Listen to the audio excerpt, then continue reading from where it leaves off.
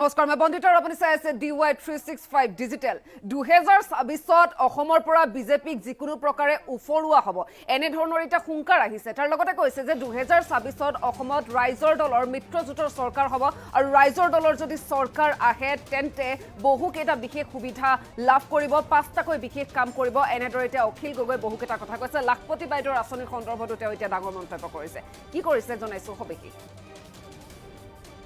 2024ত অসমত হ'ব ৰাইজৰ দলৰ মিত্ৰজোঁটৰ চৰকাৰ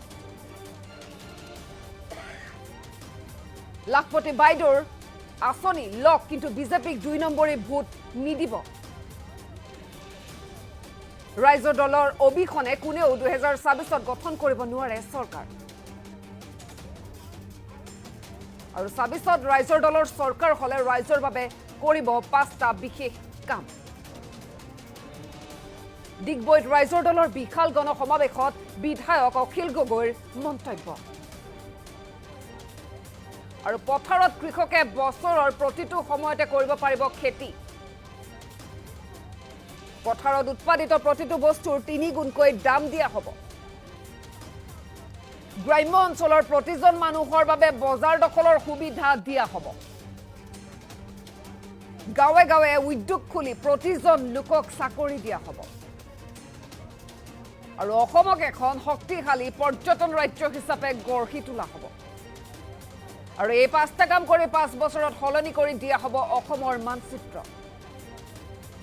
2024ত অসমৰ পৰা যেনেকৈ হলেও বিজেপিক উফৰাম বুলি এটা হুংকাৰ দিছে অখিল গগৈ লাখপতি বাইদেউ হ'ব বিচাৰে নে অসমৰ পৰিৱৰ্তন বিচাৰে এনে প্ৰশ্ন এতিয়া অখিল গগৈ জনতালৈ 1 কেজি চাহপাত উৎপাদন কৰিবলৈ 7 টকা খৰচ হয় আৰু বিক্ৰী হয় 10 টকা আমাৰ চৰকাৰ হলে 30 টকাতকৈও অধিক দামত বিক্ৰী কৰা হ'ব খেতি কৰিবলৈ প্ৰতিখন গাঁৱত দিয়া হ'ব একোখনকৈ ট্ৰেক্টৰ আৰু খেতি পথাৰ থকা সকলোৱে খেতি কৰিলে মাটিৰ খাজনা বিনামূলীয়া হ'ব 2024ত অসমত হ'ব ৰাইজৰ দলৰ মিত্ৰজোঁটৰ চৰকাৰ আৰু মিত্ৰজোঁটৰ চৰকাৰ ৰাইজৰ দলৰ চৰকাৰ আহিলে আসলতে 5টাকৈ বিশেষ কাম কৰিব অসমৰ জনতাৰ বাবে আৰু 2024ত যিকোনো প্ৰকাৰে বিজেপিক উফৰোৱা হ'ব এনে ধৰণৰ এটা হুংকাৰ আহিছে অখিল গগৈ তৰফৰ পৰা 2024ত ৰাইজৰ দলৰ চৰকাৰ হলে ৰাইজৰ বাবে 5টা বিশেষ কাম কৰিব কি কাম পুনৰবাৰ জনাইছো ডিগবৈত ৰাইজৰ দলৰ বিশাল গণসমাৱেশত বিধায়ক অখিল গগৈ ডাঙৰ কথা কৈছে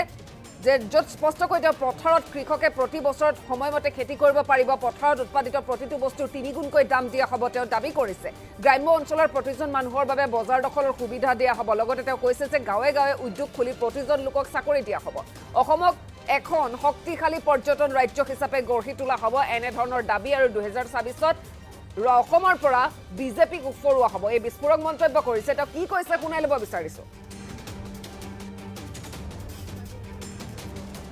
যদি আমি সরকার করো রাইজর দলক যদি ভোট দিয়ে রাইজর দলর এবার তো 20-25 জন জিকামে জিকাম আর আমাক নোহোকে এবার কাকো সরকার করবলে নিব যদি আমি সরকার করো মই আপোনালোকক কৈছো মই আপোনালোকক একদম খাটাংকে কৈছো যদি আমি সরকার করো 5টা কাম কৰিম এক পথাৰত সকলো সময়তে খেতি কৰি সব মানুহক ধনী কৰি দিম 2 পথাৰত উৎপাদন কৰা প্ৰত্যেকটো বস্তুৰ আসল দাম দিম 3 গুণ দাম দিম 2 তিনি গাঁৱৰ সকলো মানুহকে আমাৰ স্থানীয় মানুহবিলাকক আমি বজাৰখন দখল কৰাম বজাৰখন ব্যৱসায়টো আমাৰ হাতলৈ আহিব 4 গাঁৱে গাঁৱে ইণ্ডাষ্ট্ৰি খুলি প্ৰত্যেকজন মানুহক চাকৰি দিম প্ৰত্যেকখন পুৰুষ মহিলা সবকে কাম দিম 4 আৰু 5 পৰ্যটন ৰাজ্য ৰূপে গঢ়ি তুলি আমাৰ সকলোৰে জনমূৰি আয় বৃদ্ধি কৰিম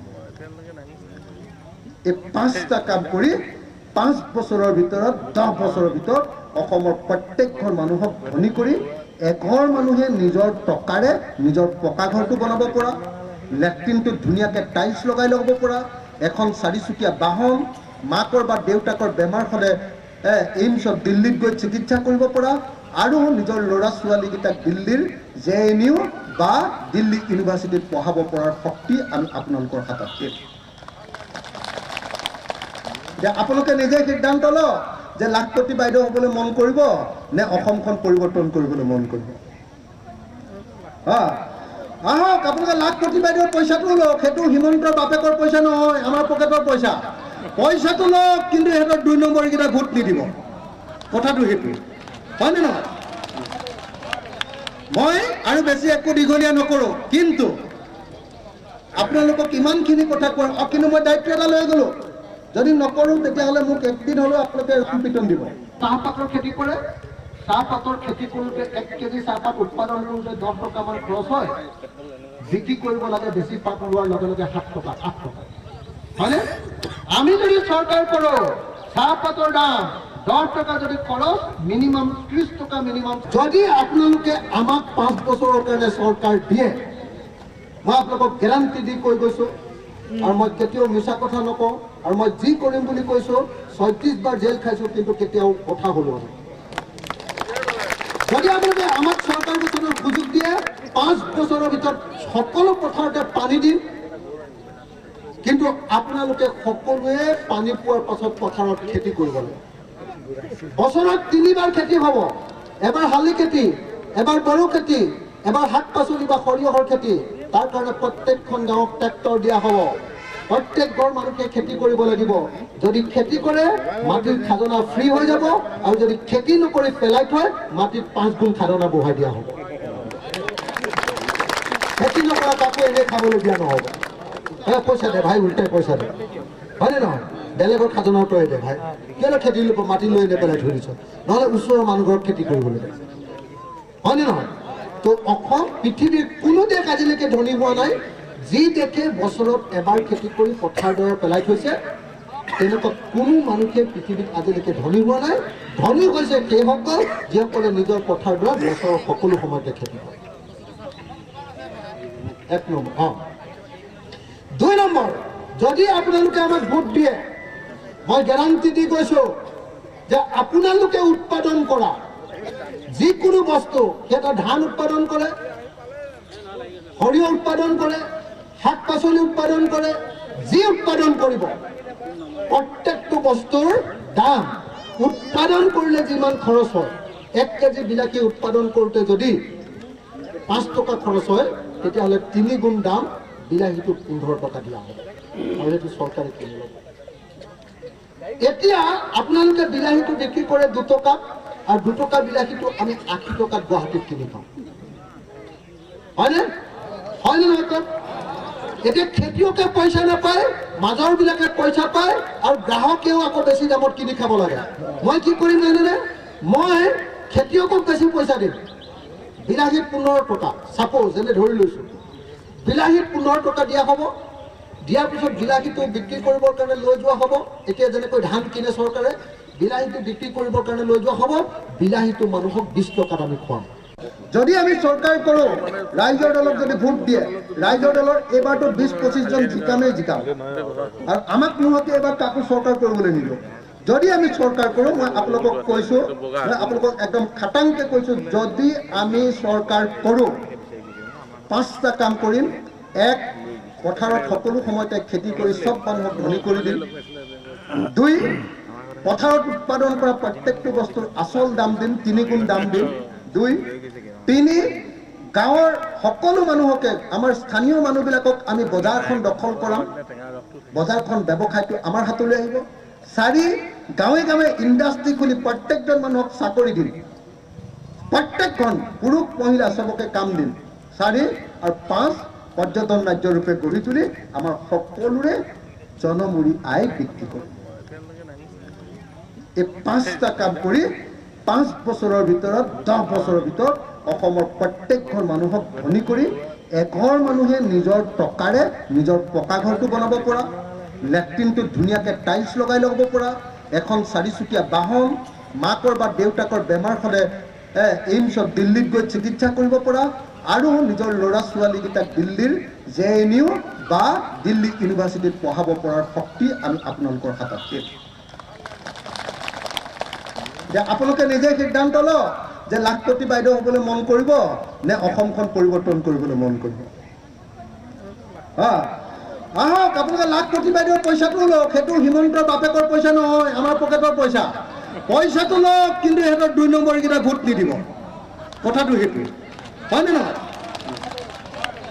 মই আৰু বেছি একো দীঘলীয়া নকৰোঁ, কিন্তু আপোনালোকক ইমানখিনি কথা কোৱাৰ কিন্তু মই দায়িত্ব এটা লৈ গ'লো, যদি নকৰোঁ তেতিয়াহ'লে মোক একদিন হ'লেও আপোনালোকে পিটন দিব।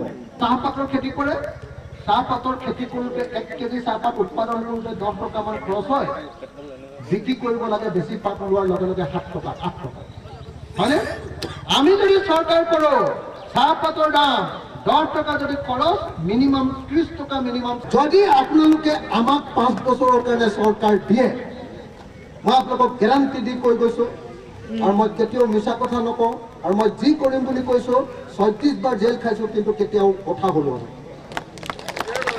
যদি আপোনালোকে আমাক চৰকাৰ গঠনৰ সুযোগ দিয়ে 5 বছৰৰ ভিতৰত সকলো পথাৰতে পানী দিম, কিন্তু আপোনালোকে সকলোৱে পানী পোৱাৰ পাছত পথাৰত খেতি কৰিব লাগে।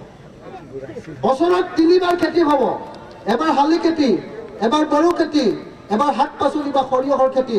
তাৰ কাৰণে প্ৰত্যেকখন গাঁৱত ট্ৰেক্টৰ দিয়া হ'ব, প্ৰত্যেক ঘৰ মানুহে খেতি কৰিব লাগিব।